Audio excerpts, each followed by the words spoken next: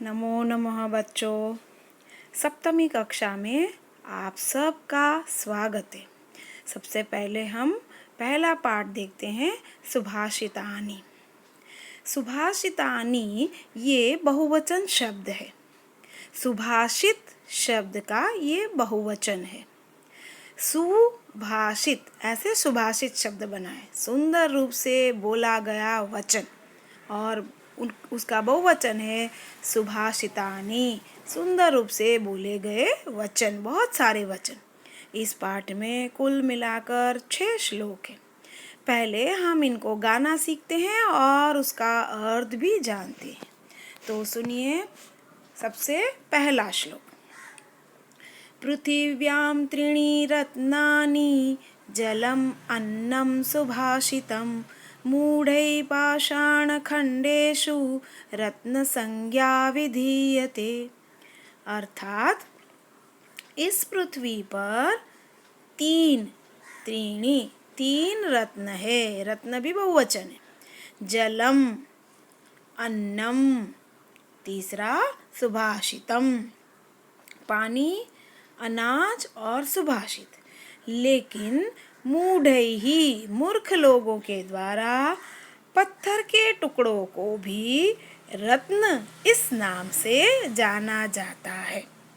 मूढ़ैहि, मूर्खैहि, ये समानार्थक शब्द होगा। इसका विलोम शब्द होगा विद्वान लोगों के द्वारा। पत्थरों के टुकड़ों को रत्न, जिसे हम हीरा, जवाहरात, माणिक ऐसा मानते हैं, ये रत्न, लेकिन वो पत्थर के टुकड़े ही है। विधीयते अर्थात जाना जाता है। अगला श्लोक देखते हैं। सत्येन धार्यते पृथ्वी, सत्येन तपते रविः, सत्येन वाति वायुश्च, सर्वं सत्ये प्रतिष्ठितम्। अर्थात सत्य से ही, तृतीया विभक्ति है ये, सत्य से ही पृथ्वी धारण होती है।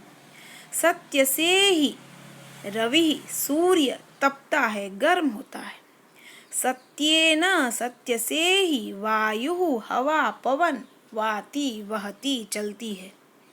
सर्वम, और इसी प्रकार से पूरी दुनिया में सब कुछ सत्य से ही प्रतिष्ठित शोभा पाता है। अगला श्लोक देखते हैं। दाने तपसि शौर्ये च, विज्ञाने विनये नये, विस्मयो नहि कर्तव्यो, बहुरत्ना वसुंधरा।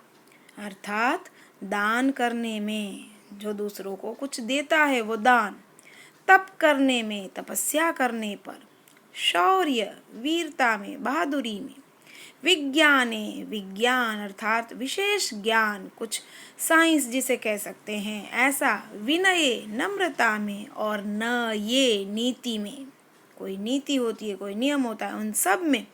विस्मयः न ही कर्तव्यः, आश्चर्य नहीं होना चाहिए, अरे ये तो बड़ा दानवीर है, उससे भी बड़े दानवीर कोई होंगे, अरे ये तो बड़ा बलशाली है, उससे भी कोई बलशाली होगा, तो कोई विस्मय नहीं करना चाहिए। क्योंकि वसुंधरा, पृथ्वी, धरती, बहुरत्ना, अनेक रत्नों से भरी हुई है।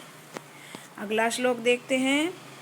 सद्भिः एव सहासीत, सद्भिः कुर्वीत संगतिं, सद्भिः विवादं मैत्रीं च, न असद्भिः किंचित आचरेत।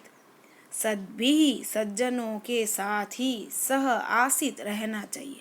हमें हमेशा सज्जन, अच्छे लोगों के साथ ही रहना चाहिए। संगति, सहवास भी हमें अच्छे लोगों के साथ ही करना चाहिए। अच्छे लोगों के साथ ही विवाद अर्थात लड़ाई झगड़ा, और मैत्री, मित्रता भी करना चाहिए। लड़ाई झगड़ा, मित्रता, जो कुछ करना है सब कुछ अच्छे लोगों के साथ करना चाहिए। असद्भिः, दुर्जन, दुष्ट लोगों के साथ किंचित न आचरेत, कुछ भी आचरण नहीं करना चाहिए। अगला श्लोक देखते हैं। धन धान्य प्रयोगेषु, विद्यायाः संग्रहेषु च, आहारे व्यवहारे च, त्यक्तलज्ज सुखी भवेत्। धन और धान्य के प्रयोग में, धन अर्थात पैसा, धान्य अर्थात अनाज, तो अनाज का व्यवहार हो, कहीं पैसे की लेन देन है वो करना है, अथवा विद्यायाः संग्रहेषु पढ़ना है, जैसे अभी आप पढ़ रहे हैं, तो इन सब में आहारे व्यवहारे खाने पीने में और कोई व्यवहार करने में त्यक्त लज्ज जिसने शर्म छोड़ दी, संकोच नहीं जो करेगा, वह इंसान सुखी भवेत। शर्म छोड़ के अरे मैं इसको कैसे कहूँ, तो फिर आपका काम अटक जाएगा, आप कुछ सीख नहीं पाएंगे। तो जिसने, आप भूखे रह जाएंगे आहार में, भोजन में अगर ऐसा करोगे तो जिसने शर्म छोड़ दी वह सुखी होगा, ये कहना है। सुखी का विलोम शब्द होगा दुखी, और लज्ज अर्थात शर्म। आखिरी श्लोक देखते हैं। क्षमा वशीकृति लोके क्षमया किं न साध्यते, शांति खड्गः करे यस्य किं करिष्यति दुर्जनः। इस जगत में, लोके इस जगत में, इस दुनिया में, क्षमा किसी को माफ कर देना, ये सबको अपने वश में, कंट्रोल में करने वाली चीज है।